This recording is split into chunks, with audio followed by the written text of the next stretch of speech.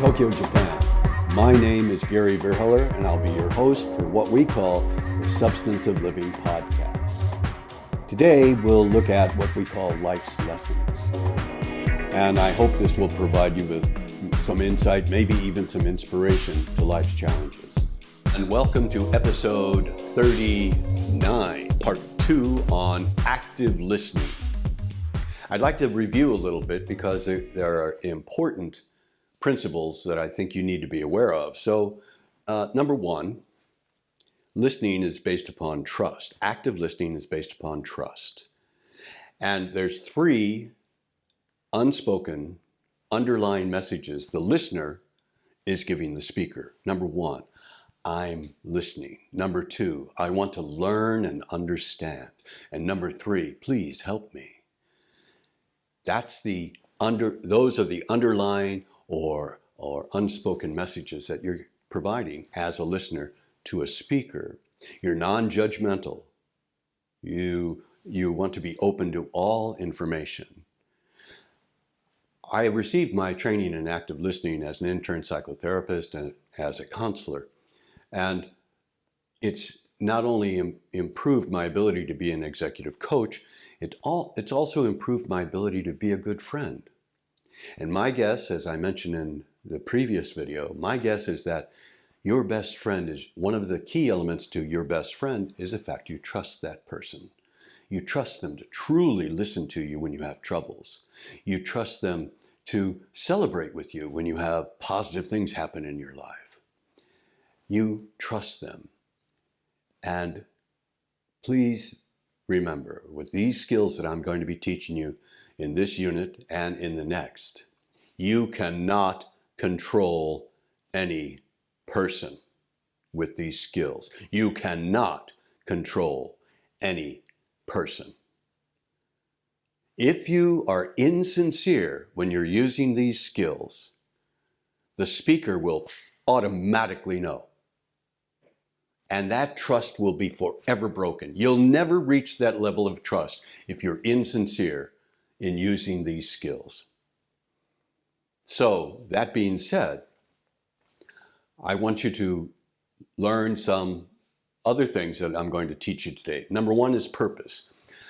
The purpose of becoming an active listener is to become a better listener. And it really does help. It helps you to create a safe, comfortable, welcoming environment for the speaker, so the speaker is willing to share more information with you. Talking about yourself, unless you're an egoist and egotist, what's the difference, by the way? Egotist is always talking about themselves. Egoist thinks about I. What's in it for me? That's the difference. So, if you're not an egotist and egoist, and you truly care, you're helping someone to speak about themselves, and that can be a little embarrassing. So they're putting their trust in you to keep their confidence, and that's another big element. What I'm going to teach you now will help you to focus and to refocus and to refocus. Active listening is not easy. Active listening takes tremendous amount of energy and a lot of effort. So it's very important that you don't just brush this aside. Because if you do, you'll be doing a disservice to the person you're listening to and to yourself. The brain is always active. It's always active. That's why I'm saying you have to focus and refocus. Because you'll have random thoughts coming in. You'll have thoughts about you wanting to say something. Patience is a big thing. You have to be patient if you're actively listening. And just random thoughts. Oh yeah, ice cream for some odd reason. You have to focus, and these skills help you focus and refocus and make you a better listener. So, active listening helps us to be in the moment as well. All right, so what are the skills? Here's skill number 1. And you can go online and get lots of data on active listening. There's tons of thousands of pages on active listening. These are the ones I found that work for me. And I've used them over the last 45 years. Here's number one, repeat key words. If somebody says, Gary, where are you from? And I'll say, well, I'm from the United States. I grew up in St. Louis, Missouri. And they'll say, oh, St. Louis. And I lived in Albuquerque, New Mexico, for 14 years before I came to Japan. I'm not angry that they repeated St. Louis or New Mexico. It shows me that they're listening. So repeating key words. You want to avoid repeating every single word or the entire sentence. Just focus on the key information words. Second skill, so repeating key words. Second skill, asking questions. And my suggestion, the first question concerning a particular topic should be a what question. A what question is an open-end question. It opens the door to everything. For example, if you said, do you like summer? That's a yes-no answer. But if you say, what season do you like? Now they have a choice. It opens the door. It's a less threatening question too, and gives the speaker or the person who's going to answer that question an opportunity to choose what they want to talk about. Then you can follow up with all the other question words. Oh, my favorite season is summer. Really? Well, where do you go during the summer? Where question? Oh, well, Oh, well, who do you enjoy summer with? Ah, you've got the who question. Now, for you, when is summer? For example, in Australia, it's different than it is in the Northern Hemisphere. You've got the when. Why do you like summer so much? Tell me. Now you've got the why question. How do you enjoy summer? What do you do? And you're getting more and more information. So, number one is repeat keywords. Number two, ask questions. I always take notes when I'm in a serious discussion, either as an executive coach or as a counselor or as an advisor, a life coach. I always take notes. Why? I take notes because no one, unless you have a photographic memory, can memorize everything that's said to them. By taking notes, you are physically involved in the information. You have the pen in hand, you have the notebook, you're writing, and research has been done at Stanford actually with MBA students. Students that took no notes, students that took notes with a computer, students that took notes with a pen and paper, and the students that took notes with pen and paper retained the information much longer and were able to apply it in novel situations much faster than the computer person, and certainly much faster than the person that took no notes at all. So my suggestion, take notes if you really want to listen. And by taking notes, particularly if it's face-to-face, the speaker's going to say, good God, they're really serious about this. They really do want to learn this information. So, repeat keywords, ask questions, all the time taking notes. Third one I call acknowledgement. Now, these are words that you can use to show the speaker, I'm listening. Oh, really? Ah, I see. Oh, okay. So, oh, really? I see. Okay. Tell me more. Those are all terms of acknowledgement. And you can put them together. Oh, really? I see. Okay. Well, tell me more. Or you can just say, oh, okay. The idea, and you're positive, means that you understand and you're encouraging the speaker to speak to you more. So, you've learned about how important it is to have trust, to be sincere when you're actively listening, and also to be very patient and listen. Don't rush with your questions.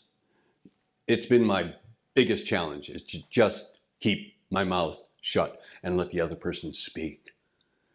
And for some odd reason, people from the West,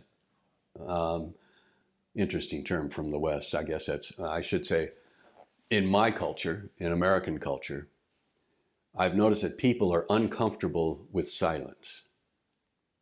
Unless you're a Navajo Indian. And I grew up, I lived in New Mexico, and I met a number of Indians, and I learned from them that sometimes a conversation with them could be 10 minutes of silence because they're thinking about what was said, and then they'll reply. Very interesting.